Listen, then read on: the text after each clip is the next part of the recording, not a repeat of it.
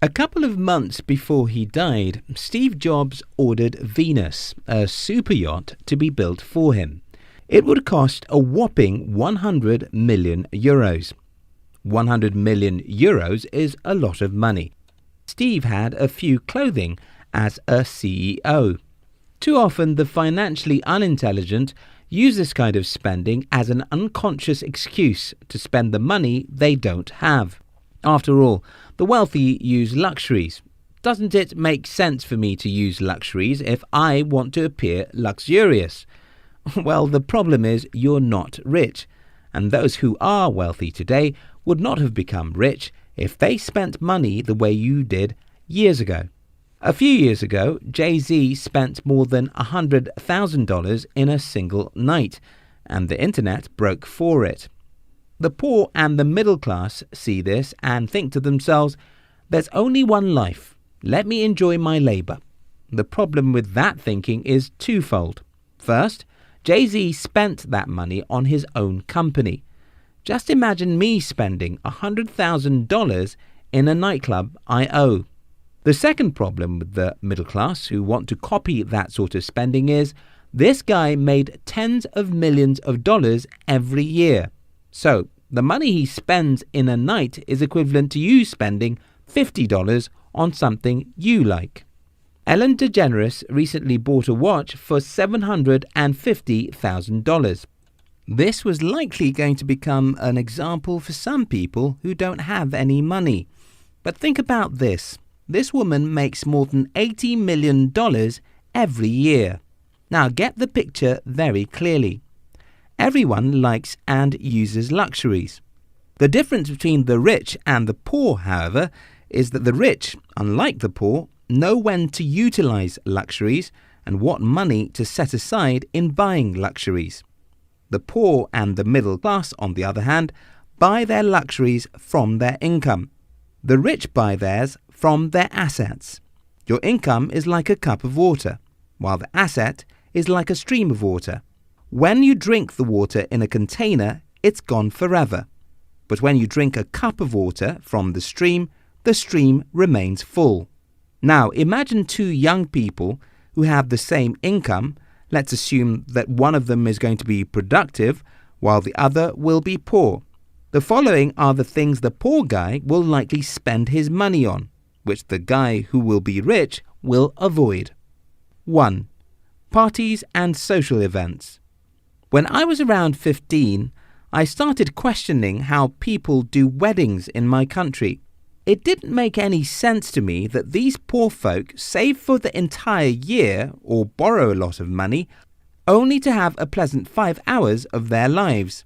Yes, when you have an opinion at 15, fairly likely it's immature. But I was right. The older I get, the more I see how people waste the money they don't have to impress people through parties.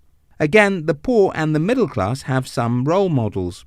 For example, when the richest woman in my country hosted her child's wedding, she probably went through at least $1 million. But think twice about this. She is the richest woman in my country. She is a billionaire, and she has several friends who are billionaires and millionaires. What if she hadn't spent at all on that wedding? What if she got back more money than she spent as a result of gifts from her friends? What if she makes in one single day the entire money she spent on that wedding?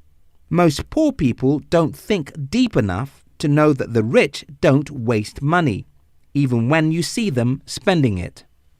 2. Lottery tickets. Most people in the world believe in luck. While I also believe in being fortunate, I personally don't believe it exists, and I probably need to figure out how to look for it. Lottery tickets are targeted at the poor because they are the ones who buy them. The probability of you winning the lottery is 1 in 13.9 million. Yet many poor people buy lottery tickets every day. 3. Impulse buys. Check your wardrobe and see the number of clothes and shoes you buy and don't actually need. Look at your mobile phone and ask how many of its features do you need or even use. One of the big problems with our world today is advertising. Advertisers are psychologists who know you more than you know yourself. They aim to sell, and for them to do that, they have to make you feel guilty.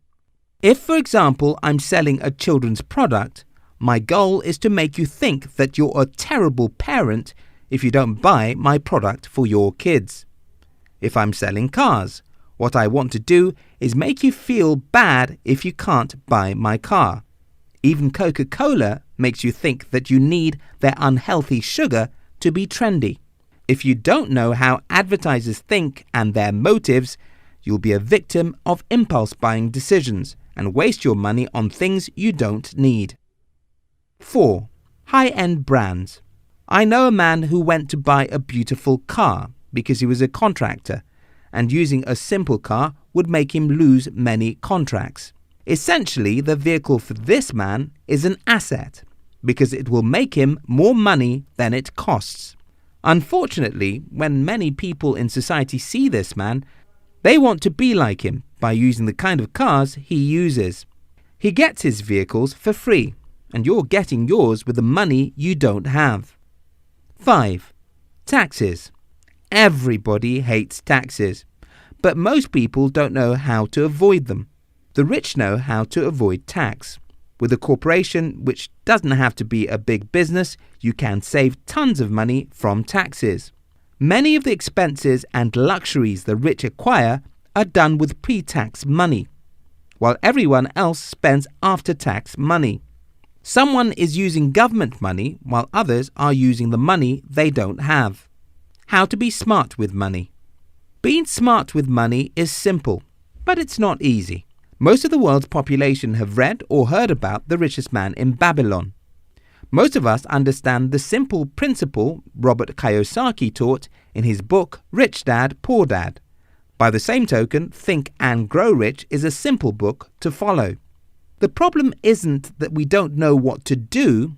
What to do is too simple for anyone to claim ignorance. The problem is that we allow our emotions to dictate our financial decisions. We look at the shiny objects we can't afford and go for it, even though we don't need them. We think we deserve a good life, and yes, we do. But what about timing? There's a famous saying in my country which goes something like this: I'll enjoy today because I don't know tomorrow. That seems to make sense until you get to tomorrow broke. The wise thing to say is, I'll endure today because I don't want to be broke tomorrow. I will pay myself first today because I want to have everything I need tomorrow. I will delay gratification today because I want to have everything I need tomorrow. If this video makes sense to you, don't forget to subscribe.